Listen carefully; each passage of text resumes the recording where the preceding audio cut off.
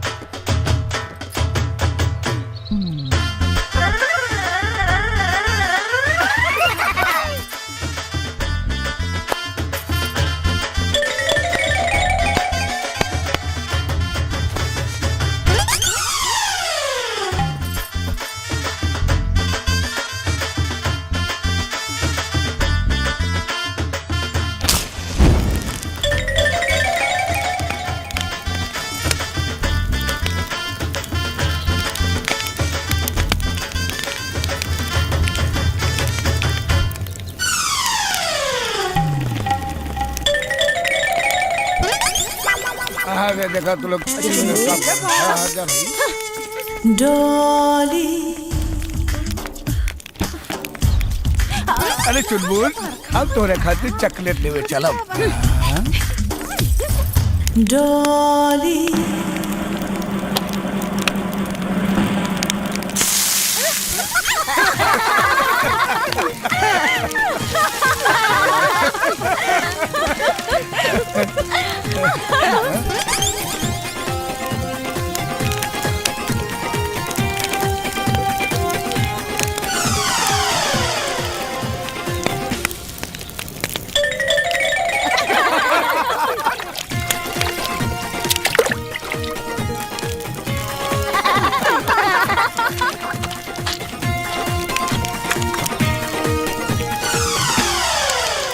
डॉली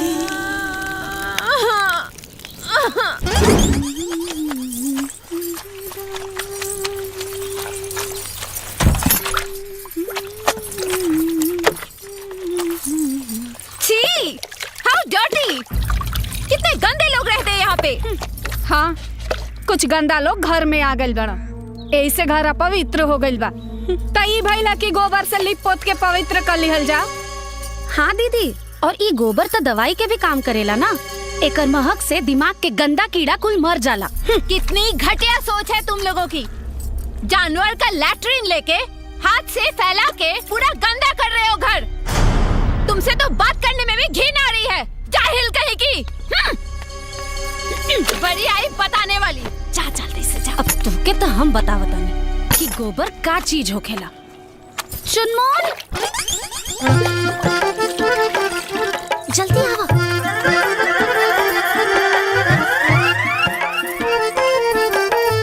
चलो चलो।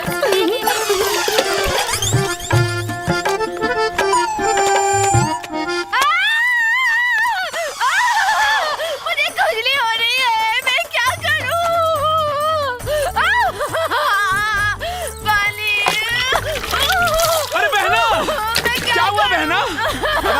मुझे खुजली हो रही पुलिस बुलाओ, पुलिस बुलाओ। मैं क्या करूं? कॉल नहीं लग रहा। एम्बुलेंस मंगाओ। और क्या हुआ बहना? मुझे खुजली हो अरे रही फायर है। ब्रिगेड को फोन लगाओ यार। तुम्हें मजाक सूझ रहा है। कुसुम, एक खुजली तक गोबर लगावला से जाई ना। हाँ दीदी, लेकिन ये गोबर के छुई है कहाँ? गोबर तो जानवर के लैट्रिन होला, गंदा होखेला ना। अरे यार, बहना नो, बहना नो, बहना नो, बहना पॉटी, बहना पॉटी, जानवर का टट्टी बहना, पॉटी बहना, टट्टी, आई मीन जानवर का टट्टी बहना। नो, क्या करूं मैं बहना? चुप, अबे चुप। अरे बहना नो, डोंट डू दिस बहना। अरे अबे हट में, अबे बहना, बहना ये रोक लो बहना। सब ठीक है बहना? इंतजार इंतजार, आखिर कब तक? मैं इस घटिया कमरे में नहीं रह सकती। बहना, बहना, जब तक पैन कार्ड और टीडीएस सर्टिफिकेट नहीं आ जाता तब तक हमें यहीं रहना पड़ेगा बहना। अकाउंट में एक बार अमाउंट शिफ्ट हो जाए बहना, फिर देखना हम उनसे सौदा करेंगे और कहेंगे राजा बाबू लो और पैसे हमें दे दो। फिर देखना बहना, जिंदगी भर ऐश करोगी बहना, ऐश ही ऐश।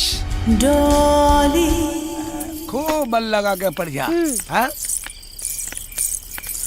हेलो जीजू। हेलो। ए घुघरू, एगो बोरा बिछा दा।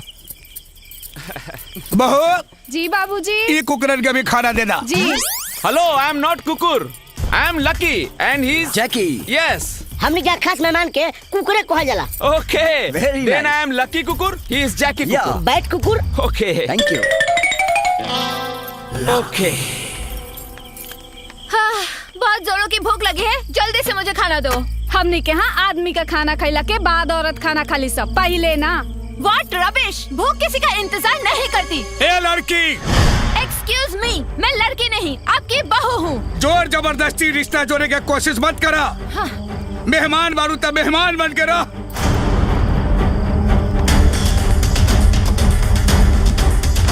मैंने सुना है गांव में पति का जूठा खाना भी एक रिवाज है। लीजिए, खा लिया मैंने।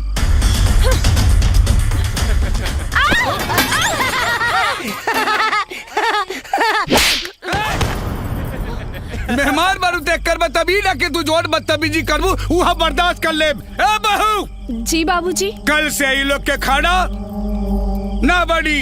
ये लोग अपन खाना खुद बनाई और खुद खाई और साथ में ई होकलिए के साथ खाई। निकम्मा कहीं की। हाँ हाँ, बना लेंगे। हाँ। जैकी, चलो कल से अपना हाथ जगन्नाथ।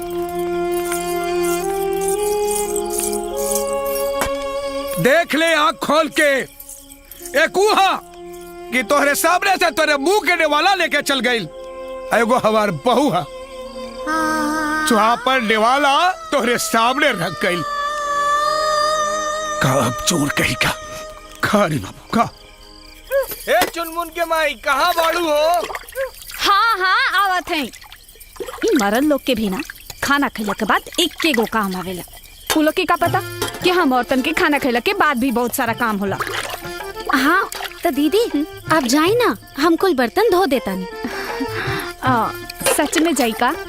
हाँ दीदी, जाए ना। वैसे भी आज हमरो मन ना बहुत कच्चा कच्चा सा लगा था। जात बनी। हाँ कुसुम, तू चिंता मत करा, तोहरो के एक दिन ना देवर जी ऐसे ही परेशान करिया। अरे आओ तनी बाबा।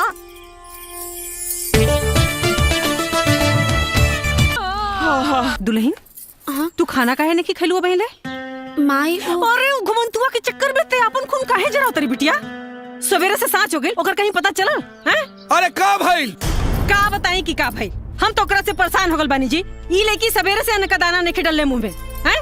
बाकी वो बहया के शरीर में न तो डर बा न तो लाज बा। अरे जब से निकम्मा गुधरा के चक्कर में पड़ल बा, तब से ये दिन पे दिन बिगड़ते जा रहल बा। देखत बानी ससुर के नाती के कि कहवा बा, आज ओकर छठी के दूध याद करा दे। हाँ डार्लिंग, जल्दी बनाओ, बहुत भूख लगी है। हाँ हाँ, बन गई, ले आवतन। राजा राजा राजा राजा राजा राजा बाबूजी बाबूजी बहुत गुस्सा में बानी। का बाबूजी रे? यहाँ आवतरन, यहाँ आवतरन, तू जल्दी भाग, ना तो सब पोल खुल जाए। अरे वहाँ कहाँ जाता? बाबूजी होने से आवतरन, तू ना जा। ए भाई, सब सामान लिए। हाँ हम संभाल ले। अरे बाप रे। हे भगवान, ये दोस्ती के चक्कर में वो का करे पड़ी। चलो तरकारी बना दी।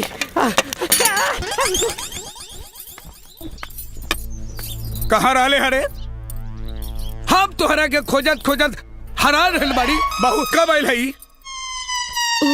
बाबूजी, अरे ससुर, हम तोहार ब्याह ई खातिर कैली कि तू सुधर जाबे। अरे तू सुधरबे का, उल्टे तू और बिगड़ल जा रहल बाड़े। एक बात कान खोल के सुन ले राजा, अगर तोहरे कारण हमरा बहू के कुछो भइल तो तोहार हाथ गोर तोड़ के घर में बैठा दे। निकम्मा कही के दिमाग खराब करके रख देलस। अरे रमेश के भाई बिना मतलब डांटत रहले। पाव लगी भौजी। ओ अरे आलू पालक की सब्जी, ई सब्जी तो राजा के बहुत पसंद बा। और लाई ना लेके आई। हाँ हाँ, सब्जी सब्जी लाई ना। ली आवा ना, इहो खा ले। हाँ ले आवा। करे तू तू यहाँ आके खाना खा रहा तू यहाँ आके खाना खा रहा बाड़ा है?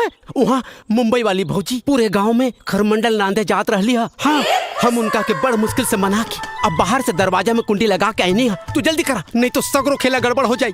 ए भाई तनी जो न जाके संभाल भाई जो। हम कुछ ना कर सके नहीं, समझ ला। तू जाना तोहार काम जाने। हाँ, हमरा के ऐसे लगा था कि तुम्हारी डबल ड्यूटी के चक्कर में एक दिन हमारी टट्टी निकल जाए। जल्दी आओ। सुन ना, ए गोदन, ए गोदना, ए गोदन।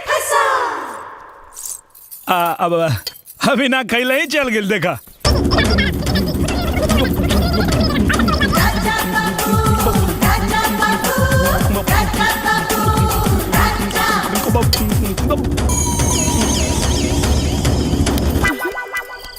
टूट जाही खटिया का करब संगतिया। गोदान चल तनी बार काट देता। बार काट दा? देखा राजा, ऐसे काम ना चली भाई। अरे हम काम करे नहीं भाई, बाबू माने ला ना बिन पाई के। अभी पिछला उधारी 317 रुपए तू देला ना, और फिर कहा तेरा बार बनावे के पहले पैसा था बस। अरे यार हम तो उधारी सब दे। अरे ना ना राजा बाबू, हमरा के गोली मत दा। अभी मत कहिया कि हम करोड़पति जीत के आई तो तुहार पूरा पैसा दे दे। पहले पैसा बस। अरे यार तू हमार दोस्त हवे ना। तू सब हम कुछ नहीं के जाना। पहले दाम ओकरे बाद तो हर काम, बुझला? हाँ। ना बनवे ना ना बनवे ना ना ना। हाँ हाँ निकाला निकाला, पैसा निकाला। हाँ? हाँ? इस रूट की सभी लाइनें व्यस्त हैं, कृपया थोड़ी देर बाद डायल करें। ना बनवे ना ना ना। आपके द्वारा डायल किया गया नंबर कृपया थोड़ी देर बाद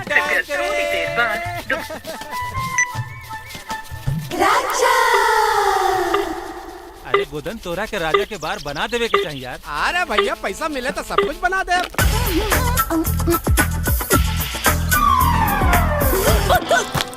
का मैडम वो दिन तो धोखा दे के भाग गयलू, लेकिन आज तो के हमरा के चुम्मा दे वही के पड़ी। तो हम कहाँ मना करे तानी, आबो ले लो चुम्मा।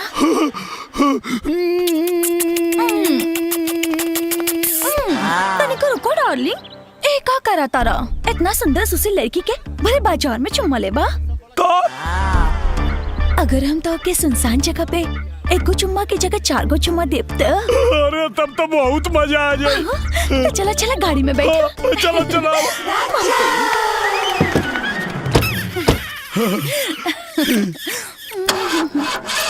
डार्लिंग गाड़ी तो स्टार्ट ही नहीं के हो।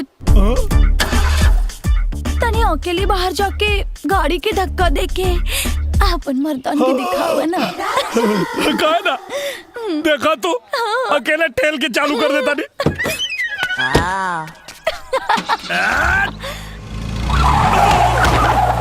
By bye darling, next time 4 गो चुम्मा ना 8 गो चुम्मा ले लिहा।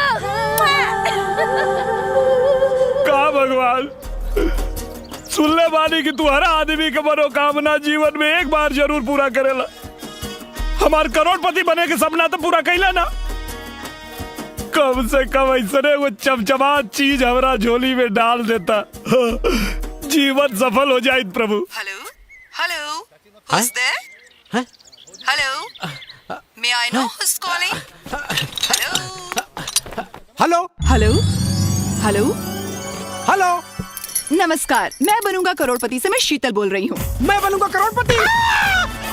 Hello, what's your good name? गुद्दम ना, हम गोदन बोलता नहीं देवी जी, राजा के दोस्त। फ्रेंड रवो 2 मिनट रुकी, हम अभी राजा के फोन देता नहीं। चलो चलो चलो। राजा राजा राजा ही देखा फोन करोड़पति में लाग गइल बा। हाँ, देखो मजाक नहीं कर। भगवान की कसम भाई, सचो में। हेलो नमस्कार, मैं बनूंगा करोड़पति से मैं शीतल बोल रही हूँ। हाँ देवी, बोली। मैं आपसे एक सवाल करूंगी जिसका उत्तर देने के लिए आपको सिर्फ 30 सेकंड्स दिए जाएंगे। क्या आप उत्तर देने के लिए तैयार हैं? हम एकदम तैयार हैं। पूछी। ठीक है।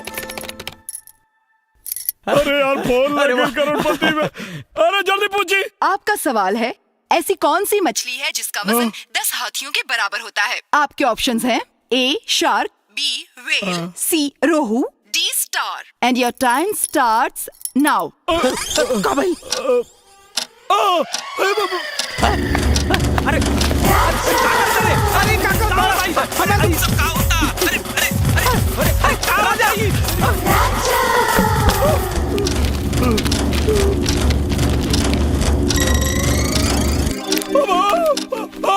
वेल मछली। आपका जवाब बिल्कुल सही है। हेलो मालिक, हम चुना गए। क्या मतलब हमार चयन हो गई? नहीं मिस्टर राजा, अभी नहीं। ये चयन की पहली प्रक्रिया थी। दूसरी प्रक्रिया में सही जवाब देने वाले लाखों प्रतियोगियों में से 10 भाग्यशाली प्रतियोगियों का चयन होगा। अच्छा अच्छा अच्छा। अगर आपका नाम उन 10 भाग्यशाली प्रतियोगियों में शामिल होगा तो आपको बहुत जल्द सूचित कर दिया जाएगा। अच्छा। अब आप अपना मोबाइल नंबर और पूरा पता लिखवाइए। हाँ लिखी। राजकुमार उर्फ राजा बाबू, ग्राम तड़वा, पोस्ट बसेवा, जिला गाजीपुर। अब पिन नंबर 275205। हाँ तो मिस्टर राजा, आपका मोबाइल नंबर यहाँ दर्ज हो चुका है। अगर इसके अलावा और कोई भी नंबर है तो आप बता दीजिए। हाँ लिखी। 97 सूत के 98 उठ के मतलब 97 087 98 088। जी धन्यवाद मिस्टर राजकुमार जी। एगो बात बताई देवी जी। क्या? आपके आवाज बहुत मीठ बा। बहुत बहुत धन्यवाद मिस्टर राजकुमार जी। मैं बनूंगा करोड़पति की ओर से आपको बहुत बहुत शुभकामनाएं। आपका भविष्य उज्जवल हो। ओके बाय। Thank you.